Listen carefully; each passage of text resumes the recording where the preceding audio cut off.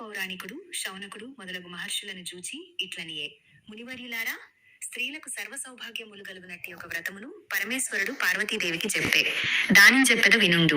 కైలాస పర్వతమున వజ్రవైడూర్యాది మణిగణ ఖచ్చితంబగు సింహాసనంబునందు పరమేశ్వరుండు కూర్చుండియుండ పార్వతీదేవి పరమేశ్వరునకు నమస్కరించి, దేవా, లోకంబున స్త్రీలు ఏ వ్రతం బొనర్చిన సర్వ సౌభాగ్యంబులును పుత్రపౌత్రాదులను కలిగి సుఖంబుగనుందురో అట్టి వ్రతంబు నా కానతీయ వలయు ననిన నప్పరమేశ్వరుండిట్లనియే.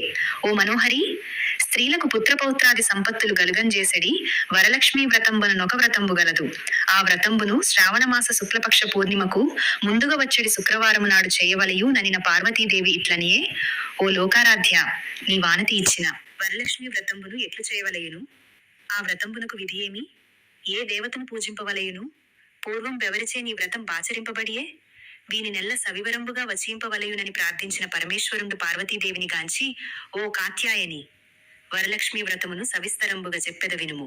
మగధ దేశంబున కుండినంబనునొక పట్టణము గలదు. ఆ పట్టణము బంగారు ప్రాకారంబులతోడను బంగారు గోడలు గల ఇండ్లతోడను గూడియుండు. అట్టి పట్టణమునందు చారుమతియను నొక మహిళ గలదు. ఆ వనితామణి ప్రతిదినంబును ఉషఃకాలంబున మేల్కాంచి స్నానంబు చేసి పెద్దలకు అనేక విధంబులైన ఉపచారంబులను చేసి ఇంటి పనులను చేసుకొని మితముగాను ప్రియముగాను భాషించుచూ నుండెను. ఇట్లుండ ఆమె యందు మహాలక్ష్మికి అనుగ్రహము కలిగి ఒకనాడు స్వప్నంబున ప్రసన్నయై, ఓ చారుమతి, నేను వరలక్ష్మీదేవిని.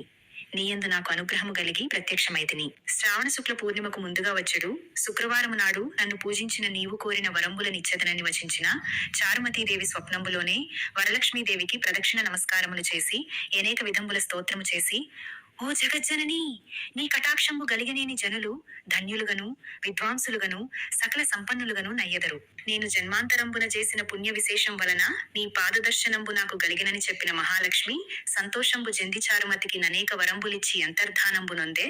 చారుమతి తక్షణంబున నిదుర మేల్కొని ఇంటికి 4 ప్రక్కలం చూచి వరలక్ష్మీదేవిని గానక, ఓహో, నేను కలగంటిననుకొని భావించి, యా స్వప్తు వృత్తాంతమును పెనిమిటి.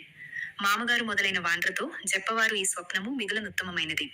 శ్రావణమాసంబు వచ్చిన తోడనే వరలక్ష్మీ వ్రతం అవశ్యం బుగజేయవలసినదని చెప్పిరి. పిమ్మట చారుమతియును స్వప్నంబు విన్న స్త్రీలును శ్రావణమాసం ఔపుడు వచ్చునా అని ఎదురు చూచుచుండిరి. ఇట్లుండగా వీరి భాగ్యోదయంబు వలన శ్రావణమాస పూర్ణిమకు ముందుగా వచ్చడి శుక్రవారము వచ్చెను.